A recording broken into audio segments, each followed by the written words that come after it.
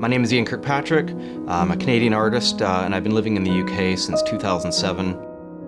One thing I've sort of always found fascinating is just the history of art. So in my work, you often find lots of sort of graphics and sort of the forms of my work that respond to sort of historical artifacts. And often my work is actually sort of presented much like museum artifacts. So they're often sort of on plinths, sometimes sort of dramatically lit.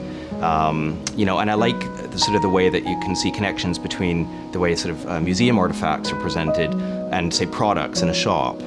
So I really like that connection between sort of ancient museological pieces, modern commercial sort of objects, and art objects. There's a sort of a real kind of similarity in the way that we sort of prize and want to present objects. Much of my practice, I've been working in this sphere where you're looking at contemporary materials, the kind of objects that we produce in sort of everyday society, but sort of trying to find some sort of different way to kind of apply them that sort of says something about society, but also responds to sort of the history of sort of image making since sort of ancient times.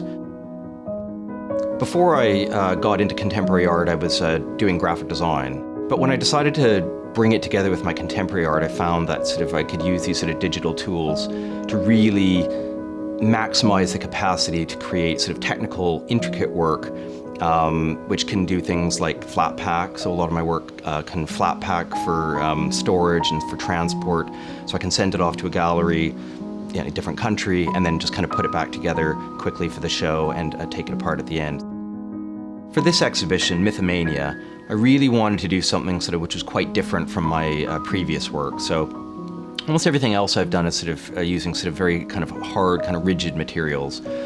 And I wanted to work basically with creating soft sculptures. I thought it would be really interesting to try pieces that kind of don't just sort of have quite as much of a geometric sort of feel, that have the sort of tactile effect of things like sort of clothing, handbags, sports bags, running shoes.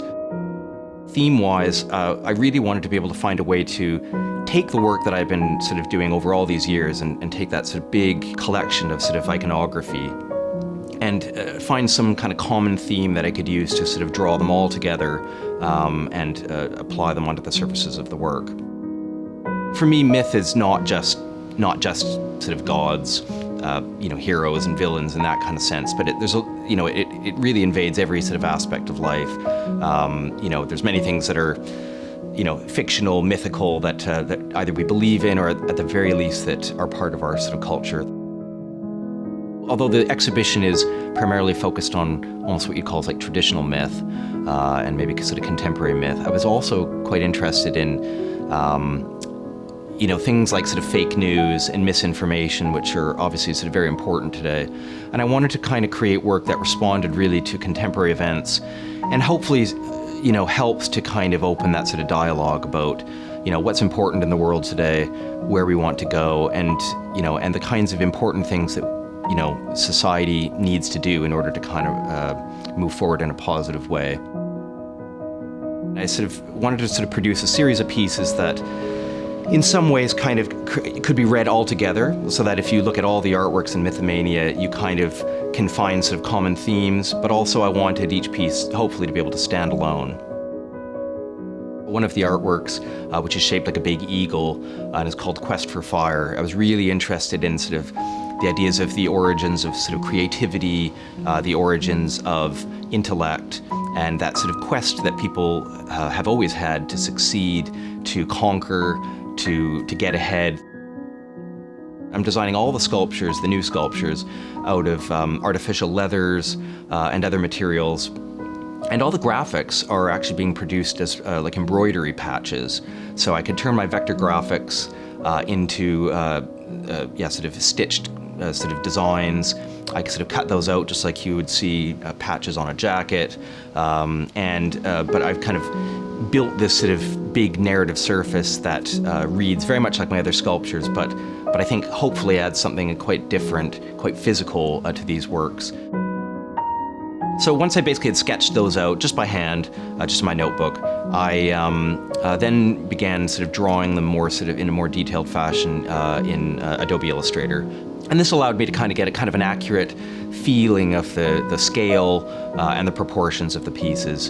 And from that, it allowed me to kind of be able to actually create the sort of the stitching pattern. Normally when I produce work, say for sort of cardboard sculptures, I build them just as you would sort of see unfolded cardboard boxes. So I don't design them in 3 dimensions, I design them in 2 dimensions. And in some ways it gives me a lot more control over how the sculpture is going to fold together. But in other ways it's a bit disorienting because you don't actually see the finished product as you're designing it. And this was very much the same way, but with cloth it works even differently. Each facet of the sculpture is really its own piece in most cases. So actually the artworks were very much like exploded views of the finished product. With those individual pieces, I then sort of laid them out into a kind of a pattern so I could see how they would fit on a roll of cloth. I ordered big meters and meters of artificial leathers, so it's a really kind of strong material and it has the kind of weight I'm looking for. But some of the sculptures have 16 meters of artificial leather in a roll, sort of supporting them. So I then sort of cut those patterns out into the leather, and then they also included things like sort of where to stitch and where to add the iconography. I then took all those sort of pieces and I did then apply sort of the graphics. So each of my graphics was having to kind of be produced separately by hand. I would take the graphic, I would import it into a program called SewArt, which allows me to kind of take a raster graphic, which is like a pixelated graphic, and turn it into a stitching file. That I then sort of use on my embroidery machine. The embroidery machine basically takes any design that you can create and it stitches it out for you. So for me it's really fantastic to be able to kind of see my work produced in a different format just than on paper or even on metal. There's something quite physical about the stitching which I really like. Then I cut the patches out. I then apply them onto the surface of the artificial leather, and not just in a kind of a random pattern, but based on the sort of the original sort of design. So that everything is quite controlled, and so it's an interesting kind of process for me in the sense that you have this kind of master plan, and everything's having to kind of fit into it perfectly in order to make it all come together. So it's quite different for me, but it's also sort of very exciting. Although they're based on sort of familiar forms, like sort of luggage and purses and shoes, they're sort of enlarged to a size that's very unnatural. So I'm hoping that people, when they see these works, recognize them as alluding to fashion design, alluding to things that you would see in everyday life, but they have a very sort of strange effect. And I hope that's where the power of the work comes from, and that is what people can enjoy about Mythomania.